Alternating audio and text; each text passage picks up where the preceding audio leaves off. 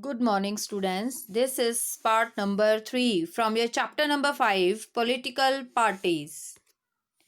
Today we will discuss about Communist Party of India, that is Marxist. There is two types of Communist Party.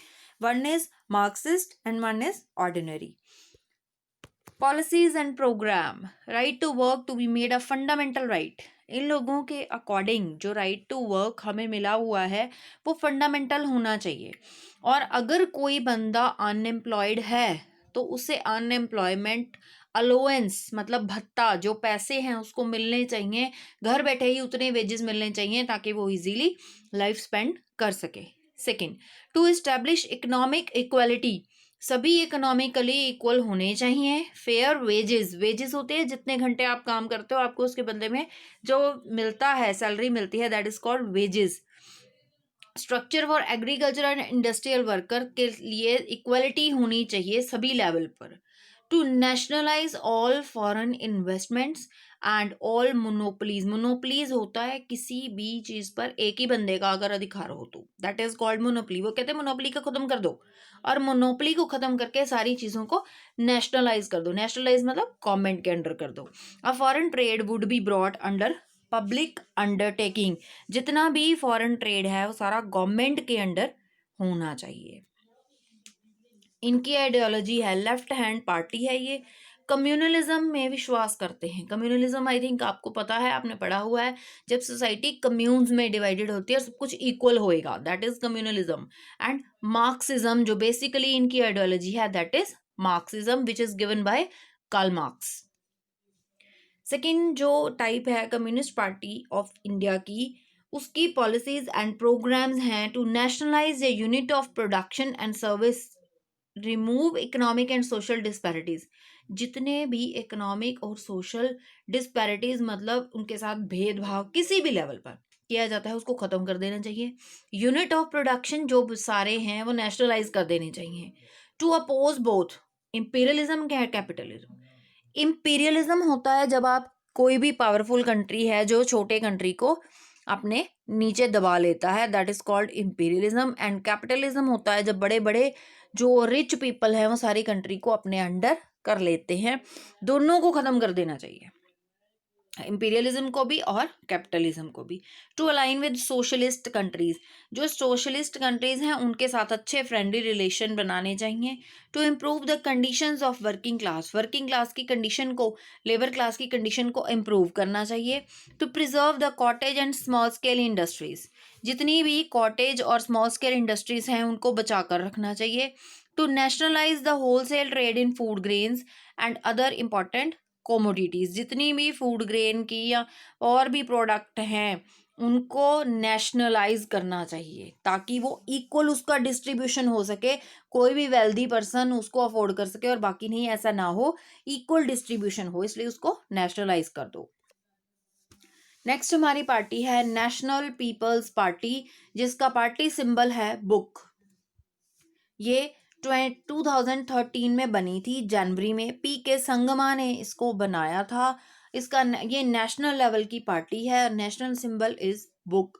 Second हमारी last party है all India Trinamool Congress, ये उसका national symbol है, party symbol है।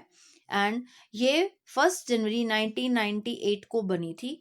ममता बनर्जी इसके founder भी हैं और लीडर भी हैं। इसका हेडक्वार्टर कोलकाता में है और ममता बनर्जी की वहां पे पार्टी बहुत सक्सेसफुल है।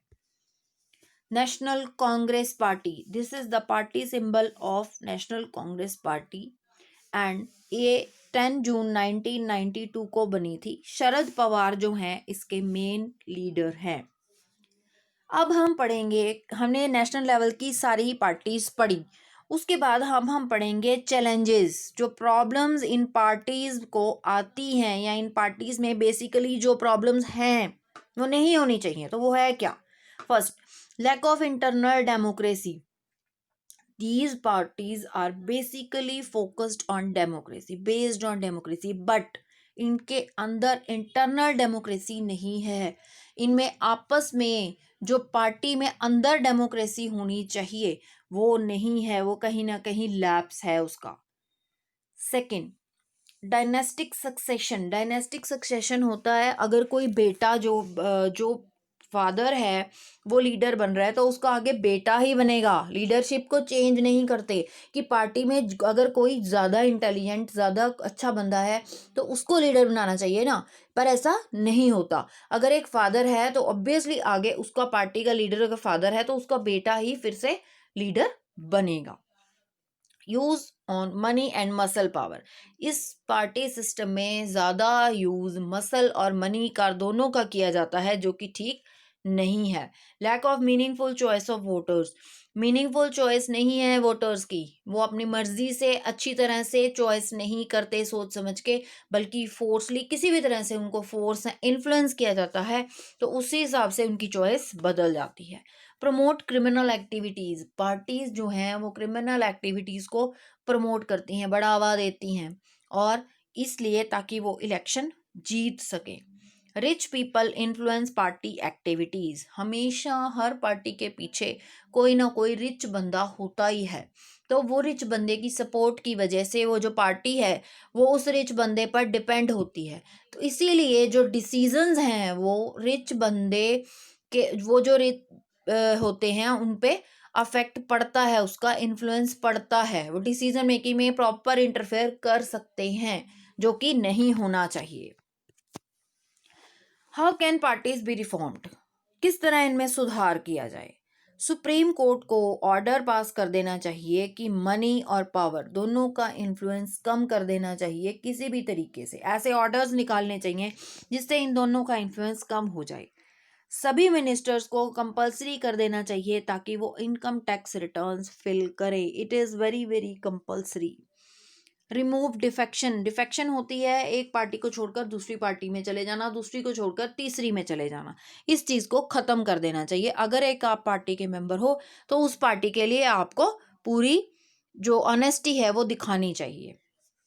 मेंटेन पार्टी रजिस्टर मेंटेन होना चाहिए, अप टू डेट होना चाहिए, डेली उसको अपडेशन मिलनी चाहिए कि सभी पार्टी मेंबर्स मीटिंग्स में हिस्सा ले रहे हैं, आ रहे हैं, और उनकी प्रॉपर हर एक चीज़ के प्रॉपर रजिस्टर्स मेंटेन होने चाहिए। Government should control over funds during election, government को इलेक्शन के टाइम पे जितना पैसा है अपने हाथों में ले लेना चाहिए और अपने हाथों से ये फंड्स प्रोवाइड करने चाहिए, इनको किसी भी तरह से खुला नहीं छोड़ना चाहिए, जिसकी वजह से ये पार्टीज जो हैं थोड़ी लिमिटेशन में बंधेंगी और फिर इनमें काफ़ी सुधार होगा।